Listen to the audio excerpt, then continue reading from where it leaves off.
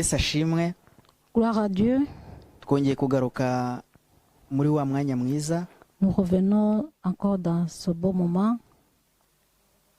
Tugiye kuganira ku ijambo ryo kurangiza umwaka. Nous allons parler sur la parole de terminer l'année.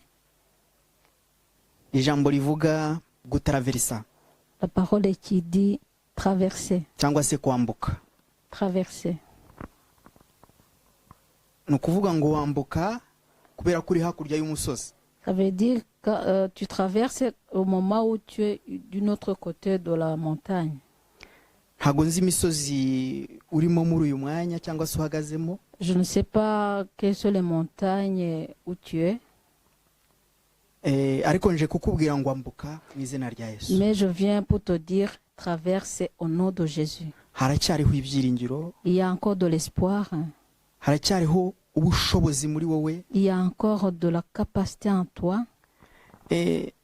Tugiye kuvuga cyane ku kibazo kigoye abantu benshi. Nous allons parler sur un grand problème qui accable beaucoup de gens. Esprit de complexe. Donc nous allons parler sur l'esprit de complexe. Ni kimwe mu bintu bituma ubuzima bw'umuntu budahinduka. C'est l'une des choses qui fait que la vie d'une personne ne change pas. Ariko nje kukubwira ngo birashoboka. Mais je viens pour te dire que c'est possible. Wowe n'Imana birashoboka. Toi et ton Dieu, c'est possible. Wowe no kwizera birashoboka. Toi et ta foi, c'est possible. Wowe no gukunda Imana birashoboka.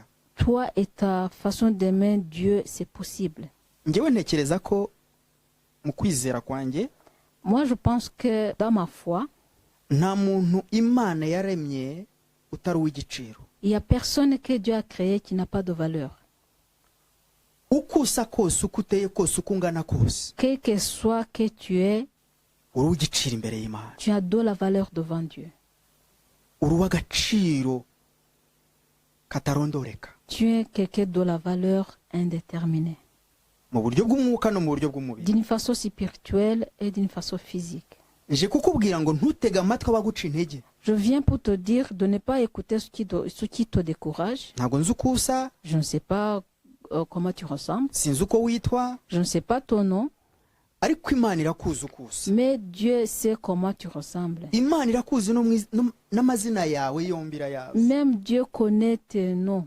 Imana irazi ivuka ryawe n'ikura ryawe. Dieu connaît ta naissance et ta façon de grandir. Ntabwo nzi abaguteye amakomplexes mu buzima bwawe. Je ne sais pas ce qui t'ont causé les complexes dans ta vie. Ntabwo nzi icyo bahereyeho n'icyo bashingiyeho. Je ne sais pas à quelle raison ils ont commencé. Ariko ndagira ngo nongere nkubwire. Mais j'aimerais bien te dire encore. Uri umuntu mwiza. Tu es quelqu'un de bien. Uri uw'igiciro. Tu es quelqu'un de la valeur. Uri umugabo mwiza. Tu es un bon homme. Uri umudamu mwiza. Tu es une belle dame. Uri umusore mwiza. Tu es un beau garçon. Uri umukobwa mwiza. Tu es une jolie fille. Uri umubyeyi mwiza. Tu es une bonne maman. Uri umupapa mwiza. Tu es un beau papa. Hagarara mu kwizera. Reste dans ta foi. Umuntu yiguca intege. Que quelqu'un ne te décourage pas. Uko wambara. Ta façon de t'habiller. Uko usa. Ta façon dont tu ressembles. Uko ugenda. Ou bien ta façon dont tu marches. Uko uvuga. Ta façon dont tu parles. Uko niko Imana yakuremye. C'est comme ça que Dieu t'a créé. Kandi niko Imana igukunda. Et c'est comme ça que Dieu t'aime. Ah oui. Ah oui. Uko usa nibwo bwiza bw'urukundo Imana yaguhaye. Ta façon dont tu ressembles, c'est ça la beauté que Dieu t'a donnée. Sinzi ibiro byawe. Je connais pas ton poids. Ariko uko nguko uri. Mais ta façon dont tu es. Sinkubwiye ngo urushaho kurya kugira ngo ubyibuhe, kurya nabi kugira ngo ubyibuhe cyane. Je te dis pas que tu manges encore beaucoup plus mal que pour que tu puisses grossir. Ariko ndagira ngo nkubwire. J'aimerais bien te dire. Tangira wikunde wowe. Commence à t'aimer toi-même. Tangira wiyumve neza. Commence à te sentir bien toi-même. Ibyo uri ubisengere. Ce que tu manges, tu pries. Ubwira Imana ati ibi nibyo kurya waremye. Tu dis à Dieu, Seigneur, ça c'est la nourriture que tu as créée. Ntibigomba gutuma mba munini. Ça ne doit pas me causer de grossir. Ibyo Imana yaremye. Ce que Dieu a créé. Ni wizera. Si tu crois ukabisengera et que tu pries là-dessus ukabirya et que tu les manges, bizakugirira umumaro ça va être la nourriture de bonne valeur dans ton corps wo gutunga ubuzima bwawe n'umubiri wawe. pour te nourrir dans ta vie et même bien nourrir ta chair. Hari ubuzima bubiri. Il y a deux vies. Hari ubuzima bw'uyu mubiri, Il y a la vie physique hari n'ubuzima bw'imbere mu mutima. et la vie de l'intérieur. Ubuzima bwo mu mutima La vie de l'intérieur dans le cœur, ni ubuzima bufasha gutunga ubuzima bw'inyuma. c'est la vie qui aide la vie de l'extérieur. Ndagira ngo nkubwire, J'aimerais bien te dire. njyewe nemera ko nta muntu mububaho. Moi, je crois qu'il y a une personne laide qui existe. No, Non. nta muntu mubi Imana yaremye. Il n'y a personne qui est laide que Dieu a créé. Ahubwo ububi buri mu kanwa k'umuntu. Mais les mauvaises choses sont dans la bouche de quelqu'un. Ububi buri mu mutima w'umuntu. Les mauvaises choses sont dans le cœur d'un être humain. Kandi ubwo bubi nabwo Et ntabwo c'est- Imana yaburemye. Et ces mauvaises choses, ce n'est pas Dieu qui les a créées. Ni Satani wabusize mu bantu. C'est Satan qui les a mis dans les personnes. Wituma Satani akoresha ururimi Il ne rwawe. faut pas que tu laisses Satan à utiliser ta langue. Wituma Satani akoresha umutima wawe. Il ne faut pas que tu laisses Satan à utiliser ton cœur. Niyo mpamvu naje kukubwira. C'est pourquoi je suis venu te dire, Uyu munsi ugomba kwambuka. aujourd'hui tu dois traverser. Ndagira ngo utangire umwaka wa 2021 J'aimerais bien que tu commences l'année 2021 uri mu buzima bushya. en étant dans une nouvelle vie. Tangira uyu munsi usengera ubuzima bwawe. Commence à prier sur ta vie aujourd'hui. Ubwire Imana ngo Mana, Et tu dis à Dieu, Seigneur, ndi mwiza. je suis belle ou je suis beau. Hahandi bavuga kuri mubi. Là où on dit que tu es moche, Vuga ko ari heza. dis que c'est joli. Atura n'akanwa kawe. Il faut le déclarer avec ta bouche. Akanwa kawe kagomba kurema mu kwizera. C'est ta bouche qui doit créer dans la foi. Rema ibyiza ku buzima bwawe. Créer des bonnes choses dans ta vie, sur ta vie. Rema ibyiza mu mutima wawe. Créer des bonnes choses dans ton cœur. Rema ibyiza ku mubiri wawe. Créer des bonnes choses sur ton corps. Utangire umwaka wa 2021 udafite negatifu. Tu commences l'année 2021 sans avoir de négativité en toi. Ntiwite ku bakubwira ibigusubiza inyuma. Il faut pas penser à ceux qui te parlent des choses qui te font reculer. Ahubwo tangira ubirofize. Mais Ubisenye. commence à les détruire.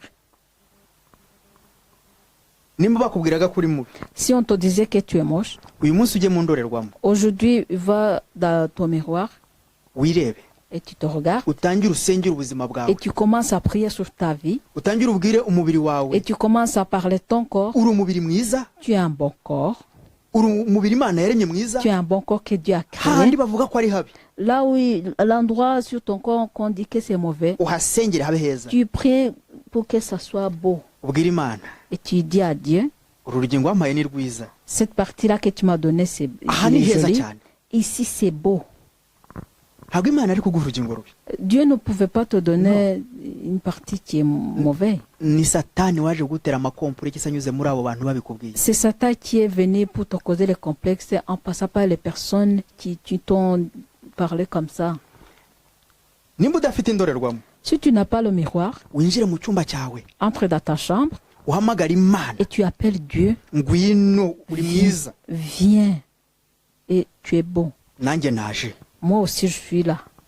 Wandemye gutya. Tu m'as créé comme ça. Nshyira igikundiro ku buzima bwanjye. Mais le charisme est sur moi. Ndashaka gutangira umwaka wa 2021 ndi mwiza. Je veux commencer l'année 2021 en état beau ou en état belle, Ntagifite amakompure sans avoir de complexes. biranditse muri Bibiliya.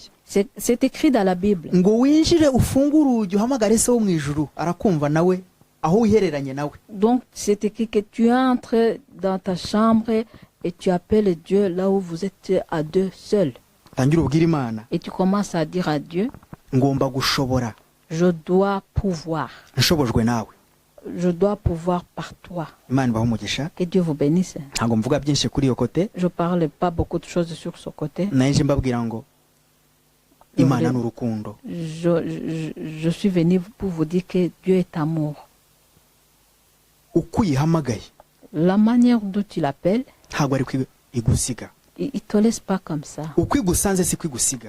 Quand il vient, la façon dont il vient, qu'il te trouve, il ne te laisse pas dans cette façon-là. Nuyihamagara uyibwira bya bindi bimwe bimaze iminsi bikugoye byose ku buzima bwawe, ku muryango wawe. Si tu l'appelles et que tu lui dis tout ce qui t'a accablé il y a longtemps sur ta vie et sur ta famille, ntabwo iri bubisige gutyo. il ne va pas les laisser comme ça. Nubibwiza ukuri Car tu les parles vraiment avec tout ton cœur. mu Et rukundo l'honnêteté et dans l'amour no mu kwizera, et dans la foi, ntabwo Imana igusiga gutyo. Dieu ne va pas te laisser comme ça. Ntabwo Imana igusiga ityo. Dieu ne va pas te laisser comme ça. Ndakubwiza ukuri. Je te dis la vérité. Imana iguha umugisha. Que Dieu te bénisse. Ndabashimira ko twabanye muri 2020. Je vous remercie qu'on a vécu ensemble en 2020. Twagize ibihe byiza namwe. On a eu des beaux moments avec vous. Ndabashimiye. Je vous remercie énormément. Mwabanye natwe muri communauté Pierre Vivante. Vous avez été avec nous dans notre communauté Pierre Vivante. Mwabanye natwe mu mpuguro twatanze zose. Vous avez été avec nous dans les enseignements qu'on a fait passer. Ariko ndagira ngo nongere mbabwire, Mais j'aimerais bien encore vous dire, haracyari ibyiringiro. il y a encore de l'espoir. Imana irabakunda. Dieu vous aime. Kandi natwe turabakunda. Et nous aussi, nous vous aimons. Uko mwatwumvishije, Comme vous nous avez entendu, turanabasengera umunsi ku munsi. on prie pour vous chaque jour. Tugiye gutangira umwaka wa 2021. On va commencer l'année 2021. N'umwaka tuzakora imirimo myinshi ikomeye y'Imana mu izina rya Yesu. C'est une année qu'on va faire beaucoup d'activités de Dieu au nom de Jésus. Tugiye kurushaho kubaha ibiganiro dukora buri wa gatanu. On va encore vous donner beaucoup plus d'émissions chaque vendredi. Ntabwo turiho kubakonveka. On n'est pas là Kubemeza. pour vous convaincre, Ariko turiho kugira ngo tuganire, Imana itwemeze namwe ibemeze. on est là pour vous partager la parole, pour que Dieu nous convainc et que nous aussi nous vous convaincons. Uko twamaze gusobanukirwa ko Imana ni urukundo. Parce que nous avons bien compris que Dieu est amour. Intambara yawe ni intambara yanjye nimba dukunda Imana. Ta guerre est ma guerre si nous aimons Dieu, nous deux. Umugisha wanjye n'umugisha wawe nimba twubaha Imana. Ma bénédiction est aussi ta bénédiction si nous honorons Dieu. Tugiye kurushaho kuganira ibintu byinshi bitandukanye mwagiye mubona kugira ngo murusheho gushaka Imana mureba naho amayereri agenda atangirira, aho atangirira naho agarukira. Nous allons parler sur des choses que vous avez souvent remarquées dans ce monde pour que vous puissiez voir où étaient les erreurs et où sont les limites. Imana ibahe umugisha cyane. Que Dieu vous bénisse beaucoup. N'amagambo nifuza C'est vraiment la parole que je souhaite. tuzafata umwanya uhagije On aura assez de temps. Tuganire dusenya ibyadusenye. On va partager la parole en détruisant ce qui nous ont détruits. Ndagira ngo wambuke ujya mu mwaka 2021 mu kwizera no gusenga. J'aimerais bien que tu traverses en allant en 2021 en étant dans la prière et dans la foi. Usengera umuryango wawe, En priant pour ta famille, usengera igihugu cyawe, en priant pour ton pays, usengera imirimo ukora, en priant pour tes activités, usengera abana bawe, en priant pour tes enfants usengera ubuzima bwawe. et en priant pour ta vie. Birababaje C'est triste, hein? uyu munsi umuntu wese aratinya undi. Aujourd'hui, chacun a peur de l'autre Kubera icyago coronavirus. à cause du coronavirus. Ariko ntimugomba gucika intege abizera. Mais il ne faut pas être découragé. No. Imana yabarinze izakomeza ibarinde. Dieu qui vous a protégé, il va continuer à vous protéger. Hagarara. Toi, tu restes Tugiye comme gusoma tu es. ijambo ribaherekeza mu gusenga. On va lire la parole qui va vous accompagner dans la prière. Turajya mu gitabo cya Nehemiya. On va aller dans Néhémie. Amagambo turi busome hano hantu muri iki gitabo La parole qu'on va lire dans ce livre, ni amagambo adufasha kurushaho kwegera Imana. c'est les paroles qui vont nous aider à approcher davantage Dieu. no gutekereza ku Mana. et à penser à Dieu. Nehemiya igice cyaho cya mbere, Néhémie chapitre 1, n'amagambo nshaka ko abagirira umumaro. j'aimerais bien que ce soit la parole très importante pour vous Mureba imbere en regardant devant kandi mushaka ubwami bw'Imana. et en cherchant aussi le royaume de Dieu. Reka nsome Imana ibahe umugisha.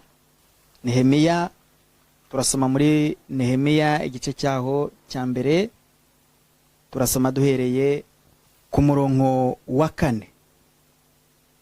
Imana ibampera umugisha, niyo magambo nshaka ko uyu munsi duhagararaho. On va aller dans Néhémie chapitre 1 à partir de verset 4. Ni amagambo ari bubafashe kwambuka muva mu gihugu kimwe mujya mu kindi. C'est les paroles qui vont vous aider à traverser d'un pays pour aller dans l'autre. Igihugu nshatse kuvuga ni ukuvuga ngo tuvuye mu mwaka 20 tugiye mu mwaka 21. Le pays que j'ai voulu dire ici, ça veut dire, donc nous venons de l'année 2020 et nous allons aller dans l'année 2021. Turambutse. On traverse. Wambukanira ijambo. J'aimerais bien que tu traverses avec cette parole. Rikugirira umumaro Que ce soit une parole très importante mu buzima bwawe. dans ta vie. Reka dusome On va lire. gusenga kwa Nehemiya.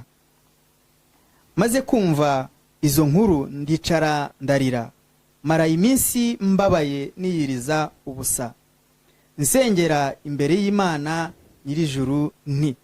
Dusomere no mu Gifaransa ku murongo wa mbere, ku wa 4, pardon. Lorsque j'entendis ces choses, je m'assis, je pleurais, et je fis plusieurs jours dans la désolation. Je gênais et je priais devant le Dieu des cieux. Amen. Amen. Nehemiya, Néhémie, iki ni igihe yari arimo gusengera ubwoko bwa Isiraheli. c'est le moment où il priait pour le peuple d'Israël. Kuko Nehemiya yari afite ipfunwe ry'ibyabaye ku Bayisiraheli. Parce que Néhémie avait la honte de ce qui s'est passé sur le peuple israélien. Nehemiya yarabafitiye impitiye, yararemerewe n'ibyabaye ku Bayisiraheli. Néhémie avait un cœur lourd de ce qui s'est passé sur les Israéliens. Natwe uyu munsi dufite impungenge zibiri kuba ku bacu. Nous aussi, nous avons des soucis à cause de ce qui se passe sur les nôtres. Indwara, La maladie, urukundo ruke, l'amour pas suffisant, amakomplexe, les complexes, ibyo byose byabaye ku buzima bwanyu. tout ça qui sont arrivés sur vos vies. Imana idufashe. Que Dieu nous aide. Hano Nehemiya arimo aringinga Imana. Ici, Néhémie suppliait Dieu. Dusome ku murongo wa 5. On va lire verset 5. Ndakwinginze Uwiteka, Mana nyirijuru, Mana nkuru itera ubwoba, ikomereza isezerano n'imbabazi abayikunda, bakitondera amategeko yayo. Amen. Ô Éternel, Dieu des cieux, Dieu grand et redoutable, toi qui gardes ton alliance et qui fais miséricorde à ceux qui t'aiment et qui observent tes commandements. Amen. Imana yiteguye kukumva muri rya sengesho ryawe. Dieu est prêt à t'écouter dans ta prière. Ibyo uri bubwire Imana, Tout ce que tu vas dire à Dieu, sinzira ibyo ukuri busenge, je ne sais pas comment tu vas prier. sinzira ibyo ugatura imbere y'Imana. Je ne sais pas comment ce que tu vas déclarer devant Dieu, Ariko Imana yiteguye kukumva. mais Dieu est prêt à t'écouter. Imana yiteguye kumva ijwi ryawe. Dieu est prêt à écouter ta voix. Amen. Amen. Ndagira ngo uhaguruke J'aimerais bien que tu te lèves utangire witekerezeho. et que tu commences à penser à toi. Ndahaguruka niki? Qu'est-ce que je vais me lever avec? Ndagira ngo nongere ngusabe. J'aimerais bien encore te demander. Ntusohokane bagage mbi Il ne faut pas sortir avec un mauvais bagage. yo muri 2020, muri 2020. Le mauvais bagage de 2020. Ngo uyijyane muri 2021. Et que tu l'amènes en 2021. No.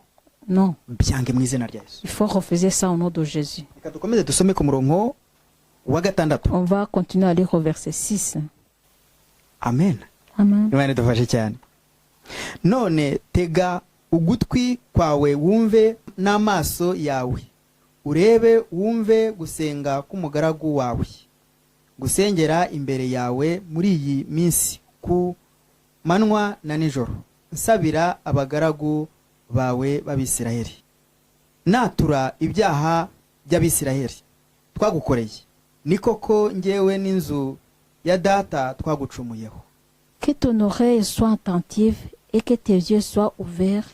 Écoute la prière que ton serviteur t'adresse à ce moment, jour et nuit, pour tes serviteurs, les enfants d'Israël, en confessant les péchés des enfants d'Israël, nos péchés contre toi, car moi et la maison de mon Père, nous avons péché. Imana idufashe cyane. Que Dieu nous aide beaucoup. Nehemiya arimo aringingira Imana, ubwoko bw'Imana, Abisirayeli abasabira imbabazi, atakamba. Ici, Néhémie est en train de supplier Dieu à cause du peuple d'Israël. Ibyaguteye amakomplekse byose, Ceux qui t'ont causé des complexes, ibyakubabaje mu buzima, ceux qui t'ont fait mal hamagara à ta Imana, vie, appelle Dieu. uyibwire, Dis-lui, ndashaka gusohoka bitakiri mu bitugu byanjye. j'aimerais bien que je sorte de là sans que ces choses-là soient encore sur mes épaules. Sinshaka gukomeza kuremererwa nabyo, Je ne veux pas que ça continue à peser lourd sur moi. sinshaka kutangira umwaka mfite intambara mu mutima, Je ne veux pas commencer l'année en ayant la guerre dans mon cœur. ndashaka gutangira umwaka nahinduye izina. J'aimerais bien commencer l'année en changeant le nom. Haleluya. Amen. Hari ibyiringiro. Il y a de l'espoir. Imana itegereje ijwi ryawe Dieu attend ta voix kugira ngo ikugirire neza. pour qu'il te fasse du bien. Reka dusome ku murongo wa nyuma On va lire turangirizaho. au dernier verset Tugiye muri que nous avons Yesaya. terminé. On Tugiye va muri- aller dans Ésaïe. Ezayi ijambo tugiye kuganira turasoma umurongo umwe gusa. On va juste lire un verset dans Ésaïe. Esaya 49. Ésaïe chapitre 49. Niyo magambo turi buganireho uyu munsi. Ezayi 49. Ésaïe chapitre 49, oui. Turasoma umurongo umwe wa 16. On va lire juste le verset 16. Reka dusome Imana ibamugisha, dusome ijambo ry'Imana. Dore nguciye mu biganza byanjye nkuca imanzi, kandi inkike zawe ziri imbere yanjye iteka. Amen. Voici, je t'ai gravé sur mes mains, tes murs sont toujours devant mes yeux. Amen. Amen. Amen. Imana Dieu irashaka kwandika amateka yawe mu biganza byayo. Dieu veut inscrire ton histoire dans ses mains. Niyo mpamvu nakubwiye, C'est pourquoi je t'ai dit, genda imbere y'indorerwamo yawe, va devant ton miroir usengere isura yawe, et tu pries pour ton image ibwire ngo ni nziza. et dis qu'il est beau ton visage. Usengere urugingo bateye amakomplekse, Tu pries pour une partie que les gens t'ont causé les complexes. wibutse Imana Donc la partie de ton corps, tu umuntu rappelles waremye Dieu wese. et tu dis à Dieu, l'homme, chaque homme que tu as créé, chaque personne que tu as créée, Ufite ngo guca imanzi ubundi ni ikintu gikomeye mu Kinyarwanda, ariko ntabwo ari byo nshaka ko tugenderaho. au fait, graver, Ni ndabigereranya no gufata, ufite ni uguhuza amaraso. au fait, Une alliance. c'est une alliance qu'on fait. Ici, Dieu voulait dire, graver sur les mains, c'est une alliance qu'il voulait faire. Bwira Imana ngo mfitanye alliance nawe. Dis à Dieu que tu as une alliance avec lui. Numara kwiyeza, Quand tu finis de te sanctifier, ubwira Imana ngo alliance yanjye nawe tu dis à Dieu, ton alliance avec moi, iri mu biganza byawe. elle est dans tes mains. Ndi umuntu wawe, Moi, je suis ton être humain. ndi amavuta yawe, Je suis ton oin. ndi ubuzima, uri ubuzima bwanjye. Toi, Mana, tu es ma vie, Seigneur. nanjye ndaje ngo mbe mu nzira yawe. Moi aussi, je viens pour être dans ton chemin. Ndakwinginze, Je te supplie. hagarara mu kwizera, que toi tu restes dans la foi wisengere et que tu pries sur toi uhamagara ubwiza ku buzima et bwawe tu appelles la beauté sur toi. uhamagara ibintu bishyashya ku buzima Tu bwawe appelles les nouvelles choses sur toi uhamagara urukundo ku buzima et bwawe tu appelles l'amour sur toi uhamagara ubutunzi ku buzima bwawe et tu appelles le trésor sur toi mu izina rya Yesu au nom de Jésus. uhamagara ikintu cyose uzi cyiza kibaho ku Tu buzima bwawe appelles des bonnes choses que tu sais que ça existe sur ta vie. imana iri capable Dieu est capable kukugirira neza de te faire du bien. nta hantu imana itagukura nshuti Il n'y a pas l'endroit où Dieu ne peut pas te retirer. nta buzima na bumwe imana Il n'y itagusohora a aucune vie que Dieu ne peut pas te faire te sortir. amen Amen. uri umuntu mwiza Tu es quelqu'un de bien. kandi imana ni nziza muri wowe Et Dieu est bon en toi. reka mbabwire Laisse-moi vous dire. ndarangije ntabwo ndi buvuge byinshi Je termine. Je ne vais pas parler beaucoup de choses. muzatangire uyu mwaka amahoro Je vous souhaite de commencer cette année en paix. muzagira ubuzima bwiza Que vous aurez une très belle vie. amahoro y'imana azabane namwe Que la paix de Dieu sera avec vous. kandi turabakunda Et nous vous aimons. kominote Pierre Vivante La communauté Pierre Vivante, ibafite ku mutima umunsi ku munsi il vous tient à cœur chaque jour.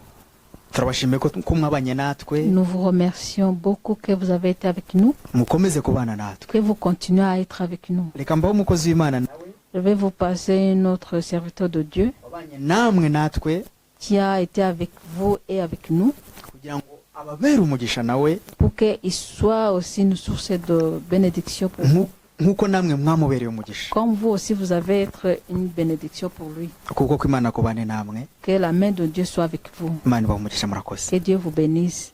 Merci Amen. beaucoup. Que vous commencez l'année 2021. Amen. Amen. Alléluia. Amen. Yesu ashimwe.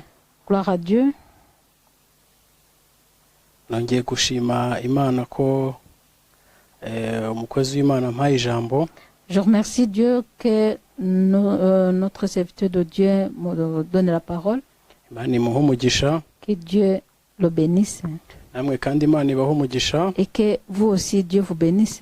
Nongeye kwishimira gusangira ijambo ry'Imana namwe. Je suis encore heureux de partager la parole de Dieu avec vous. Imana ibahe umugisha muri byose. Que Dieu vous bénisse dans toutes choses. Imana y'umwami wacu Yesu Kristo Le Dieu de notre Seigneur Jésus-Christ, ikomeze kubishimira, qui continue à être content pour vous, ibarebe ijisho ryiza, qui vous regarde de bon œil, kandi mukomeze namwe kwishimira Imana yacu. et que vous aussi vous continuez à être heureux à notre Dieu. Tugiye gutangira umwaka wa 2021. Nous allons commencer l'année 2021 dusohoka muri 2020. en sortant en 2020. Ijambo ngiye kubasangiza La parole que je vais vous partager, ni ijambo muzahagararamo mu mwaka tugiye kwinjiramo. que c'est la parole que vous allez rester dedans dans cette année que nous allons commencer. Ni umwaka tugiye gushakamo Imana cyane, C'est l'année que nous allons chercher la face de Dieu beaucoup. kuko mu mwaka wa 2020 twabonyemo byinshi bikomeye. Parce que l'année 2020, on a vu beaucoup de choses qui ont été difficiles. Twabonye rero ko kw'Imana ariyo ishoboye. On a vu que c'est Dieu qui est capable. Kugeza n'ubu none turacyambaye agapfukamunwa. Jusqu'à maintenant, nous portons encore le masque. Imana ntiturahibone yambaye agapfukamunwa. On n'a jamais vu Dieu porter le masque. Twabonye abakomeye bakabapfutsa umunwa. On a vu beaucoup de gens qui ont des grands titres qui portent aussi le masque. Abakire bapfutsa umunwa. Les riches ont porté le masque. Abakene bapfutsa umunwa. Les pauvres ont porté le masque aussi. Yewe n'abana. Même les enfants aussi. N'abaperezida b'ibihugu. Même les présidents des pays. Byaba ibyoroheje cyangwa se ibikomeye. Que ce soit les pays riches ou les pays pauvres. Yaba sa amafaranga nayo ntacyo atumarira ubu. Même l'argent ne nous ont pas servi. Ntiwatanga amafaranga ngo ureke kwambara agapfukamunwa. Tu peux pas donner l'argent pour que tu laisses porter le masque. Nta mafaranga watanga ngo ujye mu muhanda abandi bagume mu nzu. Tu peux pas, il y a pas l'argent que tu peux donner et toi tu vas dans la rue librement et les autres restent dans la maison. Bene data rero nongera kubasaba. Bien-aimés, j'aimerais bien vous demander encore, nshaka kuvuga iki kintu en voulant parler ceci. muri mwe harimo abize Parmi vous, il y a ceux qui ont fait les études baranarenza, et qui ont même étudié beaucoup. harimo n'abataragize ayo mahirwe, Il y a même ceux qui n'ont pas eu la chance d'étudier. ariko ndashaka kubabwira nti Mais j'aimerais bien vous dire, uwakumva afite ubwenge quelqu'un qui sent que vraiment qu'il est intelligent, yabukoresha gushakisha Imana, il peut l'utiliser en cherchant la face de Dieu. yabukoresha gushaka Imana itajya yambara Il agapfukamunwa, peut l'utiliser en cherchant Dieu qui ne porte jamais le masque. yabukoresha mu gushaka Imana itagitsindwa, Il peut l'utiliser en cherchant Dieu qui ne tombe pas en faillite ou bien qui n'est pas vaincu. amen. Imana ibahe umugisha. Amen. Tugiye kureba rero ijambo ry'Imana icyo ritubwira. Nous allons voir ce que la parole de Dieu nous dit. Turareba mu gitabo cyangwa se turareba muri Mika igice cya 6. Durahera ku murongo, turasoma umurongo wa 8 gusa. Michée chapitre 6 verset 8. Alléluia. Amen. On t'a fait connaître, homme, ce qui est bien. Et ce que l'Éternel demande de toi, c'est que tu pratiques la justice, que tu aimes la miséricorde et que tu marches humblement avec ton Dieu. Amen. Yewe mwana w'umuntu we, yakweretse icyiza icyo ari cyo. Icyo Uwiteka agushakaho ni iki? Ni ugukora ibyo gukiranuka no gukunda kubabarira no kugendana n'Imana yawe wicisha ugufi. Ijambo ry'Imana, La parole de Dieu, ku murongo wa 8 haratangira avuga ati yewe mwana w'umuntu we. au verset 8, on commence par en disant, toi l'homme, un être humain, Mwana w'umuntu we. toi l'être humain. Aho n'Uwiteka ukubwira, Ça c'est Dieu qui te parle. ni ijambo ryo rikubwira. C'est la parole de Dieu qui te parle. Mwana w'umuntu, L'homme de Dieu, l'être humain, ni wowe nanjye, c'est toi et moi. ni mwebwe natwe, C'est vous et nous. kandi nitwe namwe, Et c'est nous et vous aussi. ni twebwe ijambo ribwira. C'est nous que la parole de Dieu parle. Ni ukuvuga ngo Imana iraduhamagaye, Ça veut dire que Dieu nous appelle, mwana w'umuntu we, l'être humain, cyangwa se bana b'abantu mwe. ou bien vous, les êtres humains. Ngo irakomeza itubwira iti Il continue à nous parler. yakweretse icyiza icyo ari cyo. Il t'a fait connaître ce qui est bien. Alléluia. Amen.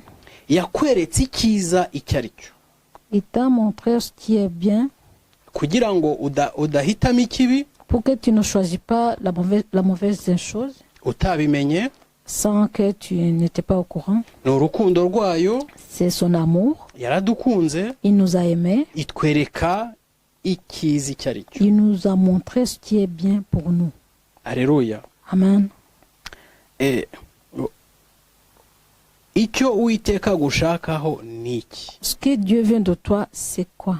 Niba Uwiteka akubwiye ngo icyiza ni iki, Si Dieu te dit ce qui est bien, c'est ça, ni ukuvuga ngo hari icyo agushakaho. ça veut dire qu'il y a quelque chose qui vient sur toi. Arashaka ko umugarukira, Il veut que tu reviens vers lui. arashaka ko uza imbere y'intebe ye. Il veut que tu reviens devant sa face. Ni ukuvuga ngo kukwereka icyiza C'est pourquoi, pour te montrer ce qui est bien, hari impamvu. il y a la raison. Mu buzima bwacu bwa buri munsi, Dans notre vie quotidienne, umuntu agukorera ibyiza, chacun fait du bien pour toi. ni ukuvuga ngo iyo umuntu icyo ari kugukorera cyose hari icyo nawe agushakaho. C'est-à-dire que quand quelqu'un te fait du bien, c'est-à-dire que lui aussi, il y a quelque chose qui vient sur toi. Alléluia. Amen. Ni ukuvuga ngo icyo umuntu ari kugukorera cyose, Ça veut dire que quelque chose que quelqu'un est en train de te rendre comme un service, afite objectif kuri wowe. il a un objectif sur toi. Nta muntu wakwangaje adashaka ko mukorera. Il y a personne qui peut t'engager sans qu'il veut que tu travailles pour lui. Nta muntu wakuzamura mu ntera adafite icyo agushakaho. Il y a personne qui peut t'élever sans qu'il ne cherche pas quelque chose sur toi. Umuntu ashobora kubona nta nzu ugira yo kubamo. Quelqu'un peut voir que tu n'as pas la maison où vivre akaguha inzu. et il te donne la maison. Nuko ashaka kugira inzu yawe ubamo. C'est qu'il veut que tu aies ta maison où tu peux vivre ureke gukodesha. et que tu laisses de louer. Umuntu abonye ugenda n'amaguru akakugurira imodoka. Si quelqu'un te voit marcher à pied et qu'il t'achète une voiture, nuko agira ngo ureke kugenda n'amaguru ugende mu modoka. c'est qu'il veut que tu laisses marcher à pied et tu conduis la voiture. Ni ukuvuga ngo igihe cyose umuntu ari kugira icyo agukorera nuko hari icyo aba kwifuzaho. C'est-à-dire que donc à chaque fois que quelqu'un te fait quelque chose du bien, c'est qu'il a un objectif sur toi. Aba ashaka ko ugubwa neza. Il veut que tu sois bien en toi. Aba ashaka kuba amahoro. Il veut que tu sois en paix. Niyo mpamvu buri muntu hari n'ushobora kubigukorera kugira ibyo gukorera nawe ashaka kukugeza ku bibi nawe. Il y a même quelqu'un qui peut te rendre un service en voulant t'amener dans les mauvaises choses aussi. Ariko ibyo ntago tubitindaho, ibyo Mais on ahubwo va tubereho pas traîner kubirwanya. dessus.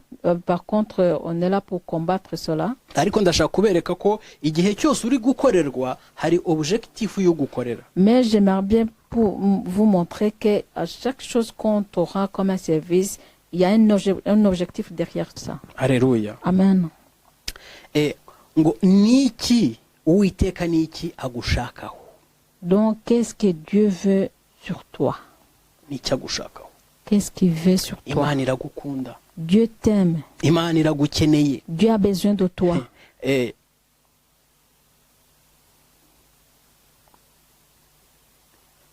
Niki ni ugukora ibyo gukiranuka. C'est faire ce qui est juste No gukunda kubabarira. et aimer la miséricorde. Gukiranuka Faire ce qui est bien. nuwango iyo ukiranuka mu buzima bwawe. Quand tu es juste dans ta vie, Nuko aho ukiranuka aho ukiranukira ubu bakunze. les gens par lesquels tu es juste devant eux, c'est que tu les aimes. Ntabwo ushobora gukiranuka ku bantu utabakunda, ntibishoboka. Tu peux pas être juste aux gens que tu n'aimes pas. Ntabwo bishoboka. C'est impossible. Nuko ngo gukiranuka harimo no kugira urukundo. Donc quand tu es intègre, il y a aussi l'amour là-dedans. Ngo no gukunda kubabarira. Et aimer la miséricorde. Iyo ukunda umuntu uramubabarira. Quand tu aimes quelqu'un, tu le pardonnes aussi. Ngo kubabarira umuntu nabwo urakiranutse. Donc quand tu pardonnes quelqu'un, ça dit que tu es juste déjà aussi. Ni ubuzima bwo gukiranuka bukubiye muri iri jambo. C'est la vie de justice aussi qui est englobée dans cette parole. Alléluia. Amen. Gukiranuka ni iki nshaka kubivuga? Pardon. Être intègre, c'est quoi? Reka nsobanureho gakeya. J'aimerais bien expliquer là-dessus. Niba uri umucuruzi, Si tu es un commerçant ugacuruza ku muntu utitaye kuwinjiye, et que tu fais tes commerces sans faire attention aux clients qui entrent, nuko ngo abinjiye bose ukabacuruza ukabahera ibicuruzwa kimwe. ça veut dire que donc tous les clients qui entrent, tu les donnes les marchandises dans la même manière. Uje yambaye nabi ntumucuruze make. Quelqu'un qui entre et qui est mal habillé, tu lui sers comme les autres. Uje nawe yambaye neza asa n'abakire nawe ukamucuruza la même chose Et n'uwa quelqu'un mbere. qui entre, qui est bien habillé aussi, tu lui vends tes marchandises comme le premier qui est passé en étant en habillant mal. Reka nsobanure kano kantu gato. Je vais vous expliquer cette chose un peu. Kera ntarakira umwami Yesu, Avant que je reçoive le salut de Jésus, ko ndi umukanishi, parce que moi je suis mécanicien. nacaga umuntu igiciro bitewe n'uko aje asa. Moi je demandais le prix selon comment je voyais la personne. Niba umuntu azanye imodoka nziza nshyashya, Si quelqu'un amenait une belle voiture, uwo namucaga nouvelle, menshi. là la personne payait cher. uzanye imodoka ishaje adasa n'abakire nkamuca make. Donc quelqu'un qui a amené sa voiture vieille et que la personne ne ressemblait pas aux riches, il me payait moins cher. Hari n'abandi bakibikora nk'uko. Il y a même les autres qui font comme ça. Uko aho nta gukiranuka kurimo. Là, il n'y a pas l'intégrité là-dedans. Aho nta kuba juste kurimo. Là, il n'y a pas être juste là-dedans. Cyangwa se gucuruza umunzani ukawugabanya. Ou bien les gens qui mettent les trucs, qui pèsent les choses sur la balance et qui changent la balance pour que ça augmente les kilos. Ukamupimira akabona ko umuhaye ikiro. Et puis tu pèses, le client voit que tu lui donnes 1 kilo. Ariko umuhaye inusu n'irobo. Et que toi tu lui donnes un demi-kilo. Ariko akishyura amafaranga y'ikiro. Et puis le client paye l'argent d'1 kilo. Aho nta gukiranuka kurimo. Là, il n'y a pas la justice qui est là-dedans. Ariko iyo ukiranutse ukamuha ibyuzuye bihwanye nayo yishyuye. Mais quand tu fais la justice et que toi tu lui donnes 1 kilo juste, qui est égal à l'argent qu'il t'a payé. Amen. Amen. Aho ubukiranutse. Là, tu fais vraiment la kandi aho justice. ubukunze uriya muntu. Là, ça veut dire que tu aimes la personne là. Nuwango umuri uyu mwaka tugiye kwinjiramo. Ça veut dire que cette année 2021 que nous allons entrer là-dedans. Twinjiranemo gukiranuka. J'aimerais bien que nous entrons là-dedans avec la justice. Ndabifuriza yuko mukomeza gutsinda imbaraga z'umwijima. J'aimerais bien que vous continuez à combattre et à vaincre la puissance de ténèbres. Ijambo ratubwira ngo murwanye Satani nawe azabahunga. La parole de Dieu nous dit combat Satan et Satan va vous fuir. Muri mwebwe ijambo rivuga ngo ntabwo turageraho Satani adatera ibuye, iryo jambo murivemo. En vous, la parole qui vous dit que vous n'êtes pas encore arrivé là où Satan ne peut pas lancer la pierre. J'aimerais bien que vous sortez de cette parole. Ijambo ry'Imana ngo nimumurwanya. Parce que la parole de Dieu dit que si vous combattez Satan, muzamutsinda bahunge. Vous allez le vaincre et il va vous fuir. Amen. Amen. Turakomeza muri iri jambo. On va continuer dans cette parole. Ngo no kugendana n'Imana yawe wicisha bugufi. Et que tu marches humblement avec ton Dieu. Alléluia. Amen. Kugendana n'Imana.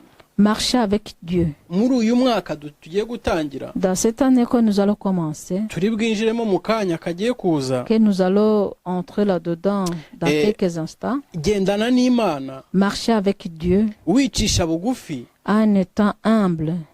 Alléluia. Amen. Wicisha bugufi kubana n'Imana. En étant humble et à vivre avec Dieu. Kugendana n'Imana. Marcher avec Dieu.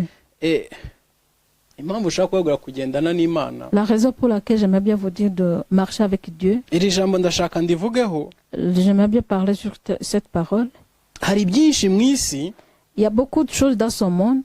Bidafite ikintu bitumariye. Qui n'ont pas d'importance pour nous. Bitubeshya ko bifite umumaro. Qui nous mentent qu'ils ont vraiment de la valeur. Kandi bitubuza kugendana n'Imana. Et qui nous empêchent de marcher avec Dieu. Muri uyu mwaka dutangiye. Dans cette année que nous allons commencer.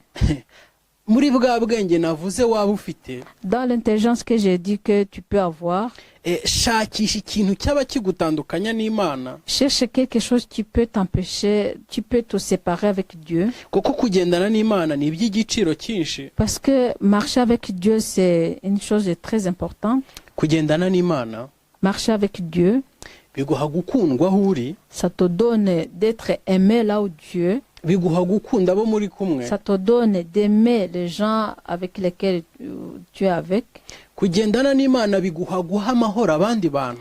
Marcher avec Dieu ça te donne de donner la paix aux autres gens.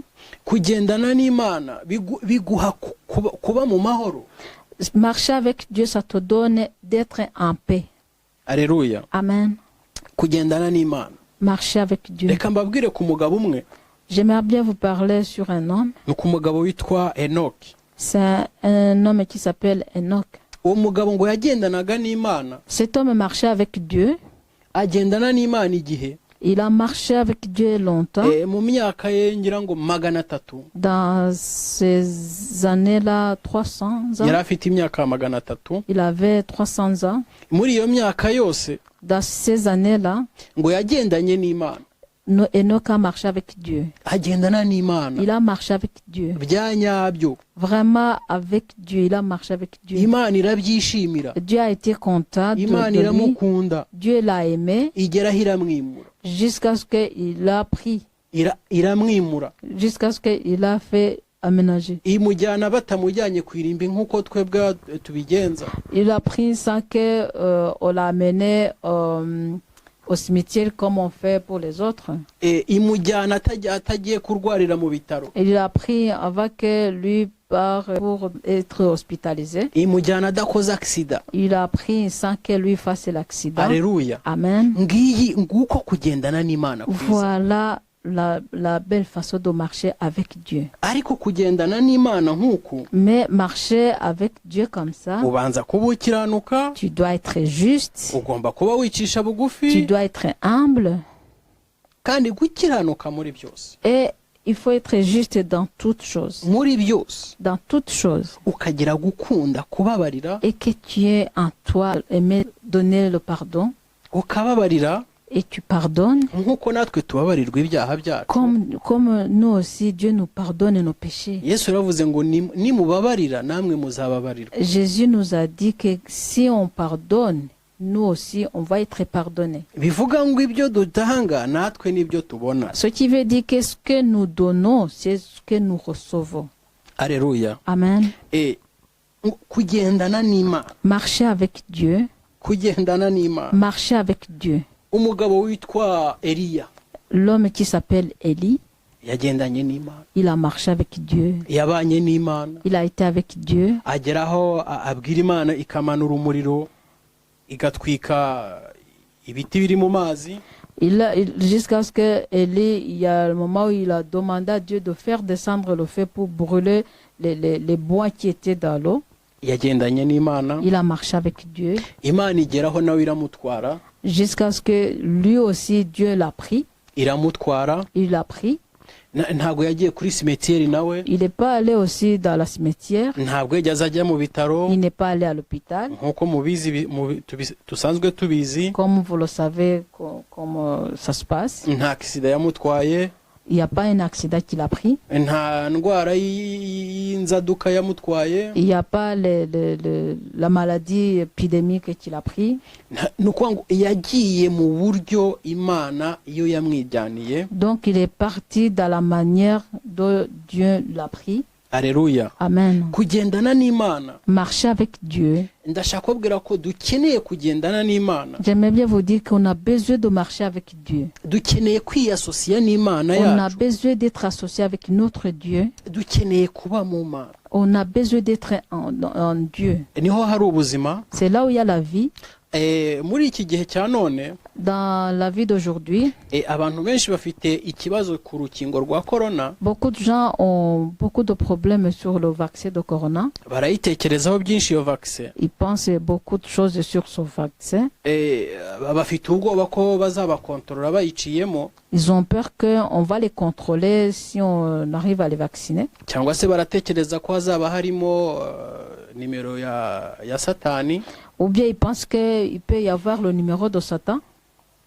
Ariko ndashaka kubabwira ngo kubana n'Imana, Mais j'aimerais bien vous dire que être avec Dieu, ubana n'Imana, être avec Dieu, même urwo rukingo, vivre avec Dieu, même ce vaccin. ubana n'Imana, Et si le vaccin, tu le prends et que tu vis avec Dieu, ubana n'Imana, et que tu vis avec Dieu, ntabwo yagira iyo vaccine ntacyo yagira icyo itwara umubiri le wawe. vaccin-là ne peut pas te causer des effets sur ton corps. Ariko niyo yawica, Même si le vaccin peut abîmer ton corps, ariko umuntu w'imbere uzabona Imana, mais l'homme intérieur qui verra Dieu, uwo ngo azaguma abaho, cet homme-là de l'intérieur va continuer à vivre. uwo azakomeza abeho, Cet homme intérieur va continuer à vivre. uwo ntibizamubuza kubonana n'Imana. Cet homme intérieur ne va pas l'empêcher de voir Dieu.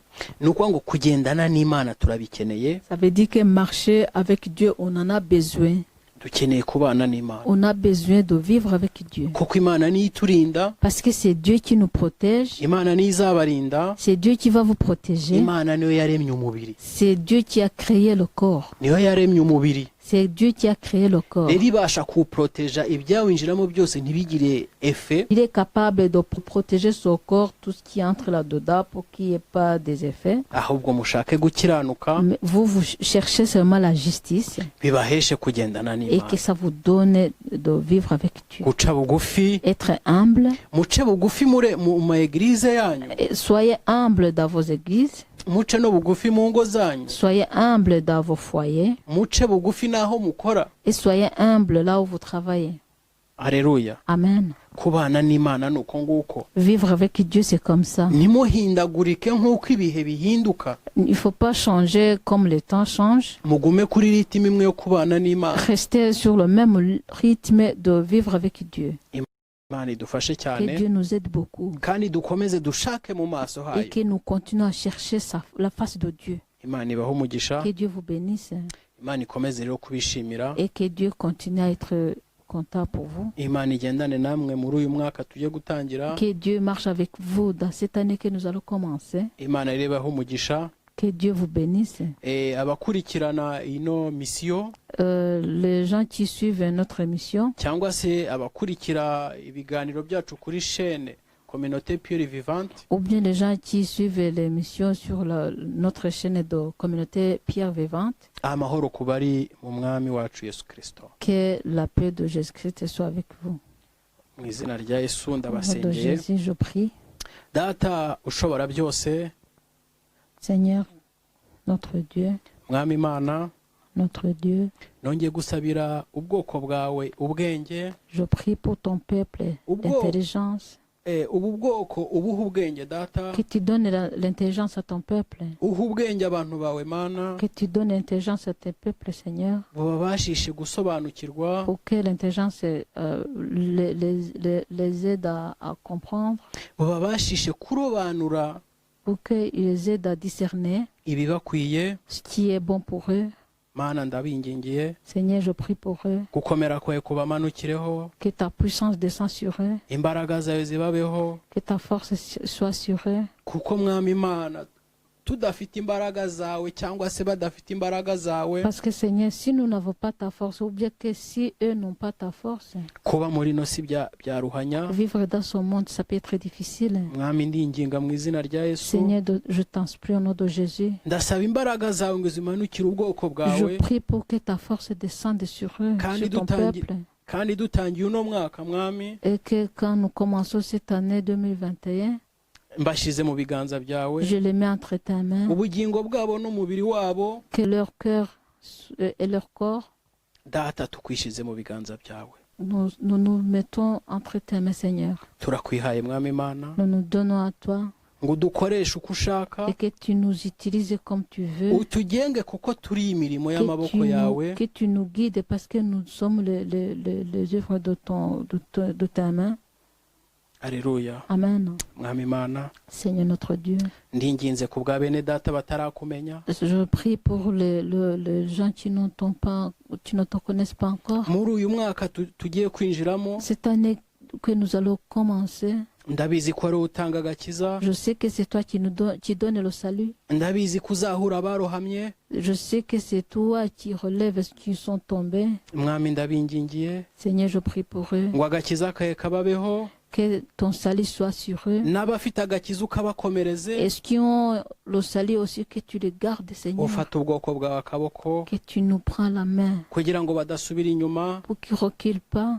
Data nongeye kwingingira bene data bakiri mu byaha batazi neza ko ari ibyaha, Seigneur, je prie pour les bien-aimés qui sont encore dans les péchés et qui ne savent pas qu'ils sont dans les péchés. mbasabiye imbabazi Je mwami demande pardon pour eux. ngo babarire kuko batazi ibyo bakora, Parce que tu les pardonnes parce qu'ils ne savent pas ce qu'il faut. ukuboko kwawe kwera kubabeho, Que ta main soit sur eux. ijisho rye ribarebe data, Que tes yeux les regardent. ubahozeho ijisho ryawe Tu le regardes toujours, Seigneur. mwami, kugera umunsi uzabahera agakiza Jusqu'à kawe. ce que tu vas les donner le salut.